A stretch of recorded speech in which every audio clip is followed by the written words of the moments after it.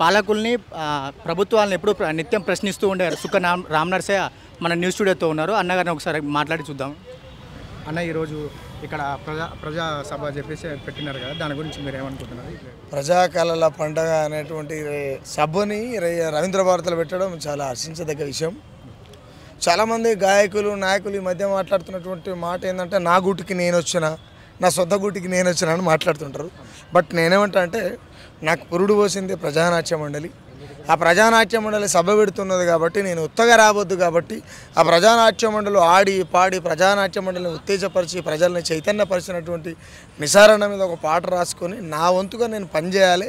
ఈ ప్రజానాట్య మండలి బిడ్డగా పుట్టినటువంటి నేను నా ప్రాణం ఉన్నంత కాలం, నేను నా కంఠంలో ప్రాణం ఉన్నంత కాలం ప్రజల పక్షాన ప్రజల పాటనై ఎవరికి అమ్ముడు పోకుండా, ఎవరిని మడువలు ఎత్తకుండా, ఎవరికి బాంచగిరి చేయకుండా, ఎవరికాడ 10 పైసలు అడుకోకుండా, ఎవరికి లుచ్చాగిరి చేయకుండా బతకాలనేటువంటి ఇంటెన్షన్తో నాకు ఆ ప్రజానాట్య మండలి నేర్పింది. కాబట్టి ఆ నేర్పినటువంటి తల్లిని ఒకసారి మందలిచ్చిపోదాం, చూసిపోదామని ఇడిదాకా వచ్చిన.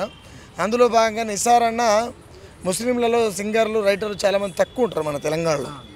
అందులో భాగంగా నిసారన్న అనేకమైనటువంటి పాటలు, అనేకమైనటువంటి పల్లెశుద్ధులు, ఒగ్గు కథలు రాసేటువంటి వరుసలో నిసారన్న ముందుంటాడు.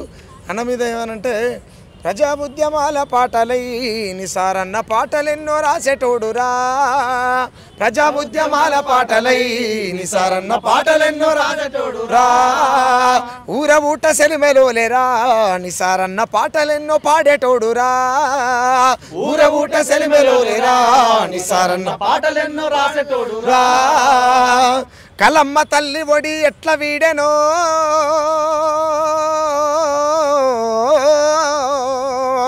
కలమ్మ తల్లి ఒడి ఎట్ల వీడెనో, ఎరుపు కన్నులెర్ర మల్లె వాడిపాయెనో, ఎరుపు కన్నులెర్ర మల్లె వాడిపాయెనో, ఎరుపు కన్నులెర్ర మల్లె వాడిపాయెనో, ప్రజా ఉద్యమాల పాటలై నిసారన్న పాటలెన్నో పాడేటోడురా, ఊర ఊట సెలిమెలోలేరా నిసారన్న పాటలెన్నో పాడేటోడురా, నా జిల్ల నల్లగొండ కన్న తల్లి సల్లగుండ, గెరిల్ల పోరు కండ రాజులేని రాచకొండ, గెరిల్ల పోరు కండ రాజులేని రాచకొండ, గెరిల్ల పోరు కండ రాజులేని రాచకొండ.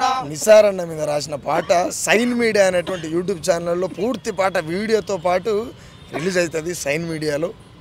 నేను ఎందుకు ఇది రాయాల్సినటువంటి సందర్భం కూడా ఎందుకు వచ్చిందంటే అరుదుగా ఉన్నటువంటి అక్షరాలు ఖచ్చితంగా సమాజానికి చూపించాల్సినటువంటి బాధ్యత అవసరం మనకు ఉంటుంది. రెండోటి ఏమంటే రామ్ నరసయ్య ప్రజానాట్య మండలిలో పుట్టిన వాళ్ళు కూడా చాలామంది తప్పుతో వాళ్ళు నడిచారు, చాలామంది ఎక్కడ వాళ్ళు నడిచిన వాళ్ళు అక్కడ పోయిరు. బట్ సుఖరామ్ నరసయ్య నువ్వు ఓని పుట్టినవరు అంటే మా నాయన పేరు చెప్పాలి సుఖగాలే అని. నా ప్రాణం పోయేదాకా సుఖగాలే మా నాయన అని చెప్తా, ఒక్కటే అయ్యకు పుట్టినట్టుగా బతుకుతా, నా పాట కూడా ఒక్క అయ్యకు పుట్టినట్టుగానే ఉంటుంది. నాది నాలిక, నాది తాటిమట్ట కాదు. ఎవరికి వాడితానికి పాటలు వాడేటందుకు పాట వేస్య కాదు, పాట అంటే పక్కలేయడం కాదు, పాట అంటే ప్రశ్నించడం అనేటువంటి నినాదంతో నేను బతుకుతా. నా జీవితకాలం నేను ఇట్లనే బతుకుతా. నేను తప్పు వల్ల చేస్తే ఆ రోజు మీరు ఖచ్చితంగా నన్ను ప్రశ్నించవచ్చు, అవకాశం మీకే ఉంది, ఇంకెవరికి లేదు. ఓకేనా? Thank you. ఇంత ముందుకు మీరు ప్రభుత్వాన్ని ప్రశ్నించుకుంటే ఒక పాట పాడిరన్నా, అది కూడా కొంచెం చిన్న అంటే నేనేమంటా అంటే నెక్స్ట్ ఒక పాట చెప్తున్నా. ఏం చెప్తున్నా అంటే ఎలమ దొరతో ఏగలేక రెడ్డి దొరను ఎన్నుకుంటే, చాలామందికి ఇబ్బంది అవుతుంది, బట్ నాకేం ఇబ్బంది లేదు పెద్దన. నేను రామ్ నరసయ్య అంటేనే ఇబ్బంది. ఎలమ దొరతో ఏగలేక రెడ్డి దొరను ఎన్నుకుంటే, ఎగబడి తంతున్నడే ఎనుముల రేవంతు, ఎగబడి తంతున్నడే ఎనుముల రేవంతు, ఇక బహుజన జెండెగురేసుడ తెలంగాణ వంతు.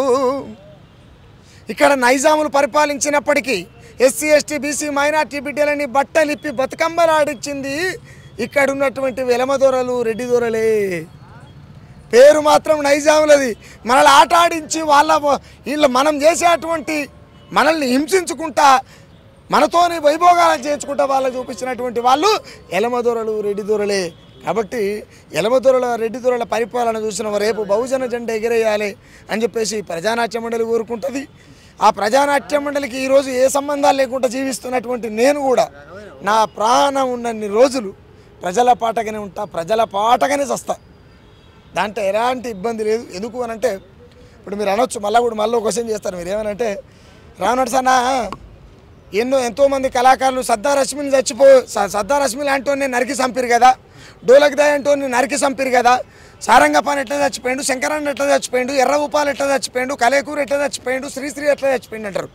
నేనేమంటా అంటే సుఖరామ్ నరసేనటోడు ప్రజల కోసం పాట పాడుతున్నటువంటి సందర్భంలో నా కుటుంబం బాగుంటేనే నేను బయట ఉంటా.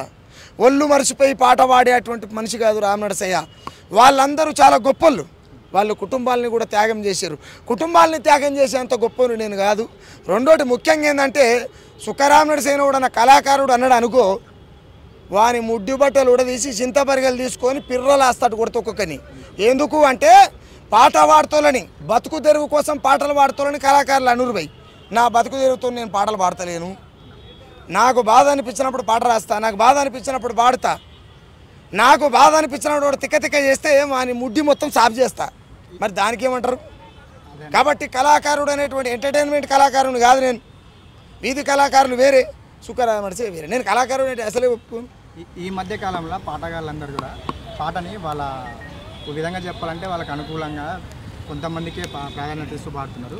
అట్లాంటి వాళ్ళ గురించి కూడా మీరు ఒక పాట. నేను ఏమంటే నమ్ముకున్నోనికి అమ్మ అవుతుంది, వదులుకున్నోనికి బొమ్మ అవుతుంది. అట్లాంటి కళాకారులు అంటే నేను ఏమంటే నేను చాలాసార్లు చెప్పిన ఏమనంటే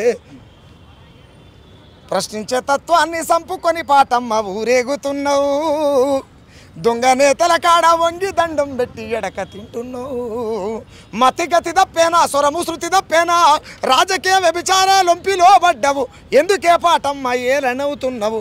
పాట అనేది లిజెండ్ పోయి అది ఎవరిని కాళ్ళనో మోకరిల్లితే అది వేశ్య కంటే కూడా ప్రమాదం. ఒక నలుగురు బిడ్డలు కన్నటువంటి తల్లి బతకలేక సెక్స్ వర్కర్గా మారింది ఈ దేశంలో. అటువంటి దౌర్భాగ్యమైనటువంటి దేశంలో మన బతుకున్నందుకు సిగ్గుతో తలదించుకొని ఆ తల్లుల బావు కోసం పాట పాడాలి. కానీ వాళ్ళకున్న పరిస్థితిని ఆసరా చేసుకొని మనం అర్థం లేనటువంటి అర్ధరహితమైనటువంటి పాటలు రాసేటువంటి బాడకవులకు అందరికీ చెప్తా, ఈ మాట అనొచ్చు అనరాదో. నేను పెద్ద చదువుకోలేదు కాబట్టి నాకు తెలంగాణ భాష గిట్టనే వస్తుంది. నేనేం చేయడానికి? నేను చదువుకుంటే నేను కూడా so and so by and so అని ఏదో ఒకటి మాట్లాడదు. నాకేం చదువు రాదు కాబట్టి నేను చెప్తున్నా. బాడకవులకు కూడా చెప్తున్నా, అమ్మని అమ్మలాగా చూపిరి. అడవిలు అంటే మన అమ్మ అనుకోరు భయ్. ప్రతి ఇంట్లో అమ్మ ఉంటుంది, చేసుకుంటే పిల్లం ఉంటుంది, కనుక్కుంటే పిల్లలు ఉంటారు. ఇవన్నీ జరిగితే వరుసలు ఉంటాయి, వైనాలు ఉంటాయి.